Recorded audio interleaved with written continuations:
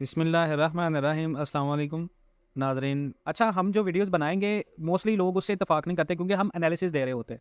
तो हम क्या करेंगे, आज के बाद जो वीडियोस बनाएंगे उनका जो बेसिकली जो कंटेंट होगा वो हम आपके साथ शेयर करेंगे कि कहाँ से हमने ये रिपोर्ट पढ़ी और कहाँ से हम आपको ये इन्फॉर्मेशन दे रहे हैं, ताकि आपके लिए उस बात को वैल्यू देना, उस बात को अंडरस्टैंड करना थोड़ा सा आसान हो। अब सवाल यह है कि पाकिस्तान के अंदर मुआशी मारी ने ऐसा हुकूमत को क्या खबरदार किया है कि करेंसी का भूचाल आ सकता है। क्योंकि पाकिस्तान में इस वक्त बात जो हो रही है, सबसे ज़्यादा जो हॉट टॉपिक है वो है इलेक्शंस। यानी इलेक्शन के बाद, क्योंकि अगला मार्च का जो महीना है उसमें पाकिस्तान को IMF का मुआहदा दरकार है। अब IMF का मुआहदा जो दरकार है, उसकी वजह से पाकिस्तान में आने वाले दिनों में काफ़ी ज़्यादा मसाइल भी आ सकते हैं। अब देखें जी, मुआशी मारी ने खबरदार किया जी, 2 माह से ज़्यादा अरसे तक पाकिस्तान में मुस्तहिकम यानी स्टेबल रहने के बावजूद मार्च के दौरान पाकिस्तान का एक्सचेंज रेट उसको धचकों का सामना करना पड़ सकता है। हम भी ये प्रिडिक्ट कर रहे थे और अभी ये न्यूज़ भी आ रही हैं। डॉन अखबार में ये चीज़ आई है और डॉन न्यूज़ के मुताबिक इंटरबैंक मार्केट में एक जो आप चीज़ देखने में आ रही है वो ये है कि मार्च के आखिर तक एक्सचेंज रेट के फ्यूचर का पाकिस्तान को एस्टिमेट करने के लिए बहुत सारे जो सिनेरियोज हैं वो इकट्ठे होंगे। मार्केट में इकोनॉमिस्ट जो बात कर रहे हैं वो इस बात पर जोर दे रहे हैं कि तीसरी 6 माह की मुआशी जो परफॉर्मेंस है उसकी पहली 6 माह और मुकम्मल माली साल के अगर सिनेरियो का एस्टिमेट करें तो करेंसी, जितने भी एक्सपर्ट्स हैं उनका ये कहना है कि डॉलर की जो पाकिस्तान के अंदर वेलकम है वो मार्केट की तवक्कुआत से कम है। यानी हमारी मार्केट के अंदर जो सप्लाई और डिमांड है उसमें जो डिमांड है वो बहुत ज़्यादा कम है और ज़्यादा है, और सप्लाई बहुत ज़्यादा कम। रेमिटेंस और फॉरेन डायरेक्ट इन्वेस्टमेंट यानी FDI दोनों मुतवक्के सतह से काफ़ी ज़्यादा कम है पाकिस्तान में। और माली साल की पहले 6 माह के दौरान रेमिटेंस 6% कम रही, जो कि बहुत ज़्यादा खतरे की बात है और तशवीशनाक है। पिछले माली साल में और इस माली साल 2023 में जो रेमिटेंस है इससे पिछले साल के मुकाबले में 25% कम थी।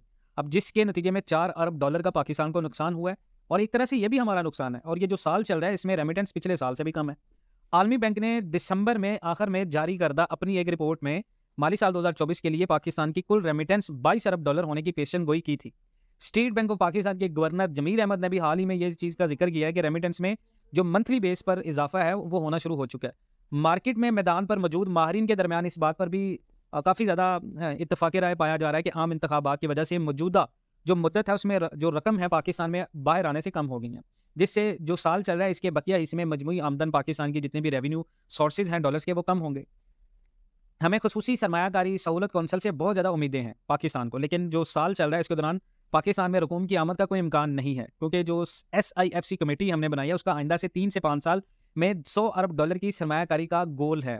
इस्लामाबाद में इंतखाबात और नई हुकूमत के क़याम के बाद जो खसूसी सरमायाकारी सहूलत कौंसल है वो बेहतर कारकर्दगी का मुजाहरा करने की कोशिश करेगी। सबसे ज़्यादा जो तशवीशनाक है वो IMF से $1 अरब 20 करोड़ की आखिरी किस्त का होना है, जिसका फैसला मार्च में किया जाएगा। और निगरान हुकूमत इस किस्त के हासिल करने के लिए पुरुम्मीद है, लेकिन हालांकि बाख्तियार हलकों के करीबी जितने भी रिसोर्सेज हैं उनसे ये चीज़ें सामने आ रही हैं कि IMF के साथ दोबारा मुज़ाकरात नई हुकूमत करेगी। अब मुल्क में आम इंतखाबात 8 फरवरी को होंगे, जिसके बाद नई हुकूमत बनेगी। नई हुकूमत को मौजूदा मुआशी पॉलिसियों को इसी तरह जारी रखने के लिए IMF को मनाने की ज़रूरत पड़ेगी।